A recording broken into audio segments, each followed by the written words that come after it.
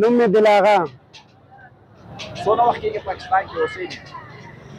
یاره داسې پلار مې ویلی وی د یو کال ویسې افغانستان کې چې جنګ ونښته او د یو کلنۍ ویسې پاکستان ته مو یې راوستی.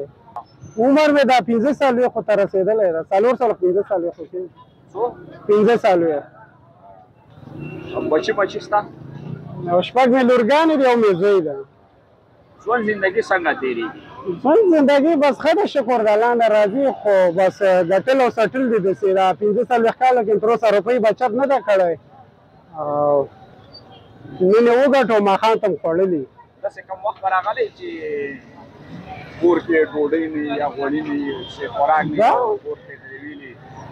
دغه ستونزې دغه تکلیفونه خو زموږ د افغانیانو داسې ډېرو کورو کې شته دي. تکلیفونه کړاوونه خو در چا باندې راغلي دي، خو صبر هم کړی دی، همت هم نه ده بایللی او الله تعالی کامیاب کړي بیا. بچو باندې مکتب سبق مبق وایي؟ بچو باندې خو 2 کاله په دې زوی باندې مکتب وویلی دی فردوسي کې او 3 کال دپاره راته 2,500 روپۍ فیس وویلی، بیا مې پکې داخل نه کړی او بېوسي وله او اوس یې لا نه وایي. 2 کاله یې ویلی ده 2 سیمه پورې.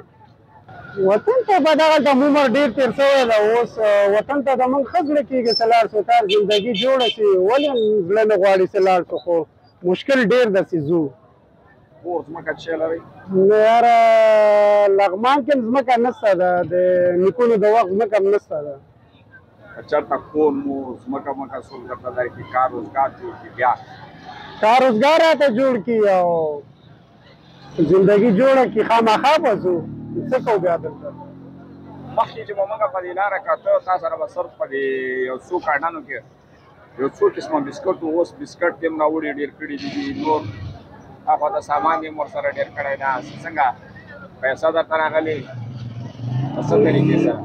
دا خو داسې خبر ده چې ما مخکې صرف دغه بسکټ خرڅول، اوس ورته دا ګلي شالي او دا پولۍ او دا واسلین او دغه خواږه شیونه دا د ځې مې ټول مې راوړي، مالونه مې ټول راولي.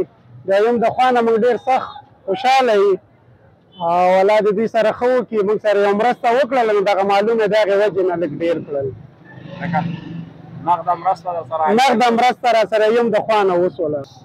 یم والا وویله وایي څه کار کولی شې؟ زه خو بوټ بازار کې دغه بسکټ خرڅوم، وایي مخکې څه کولی شې؟ مخکې کاروبار په وړاندې بوولی شم، فیلنګ راکې شته ده خو پیسو د وجې نه پس پاتې یم.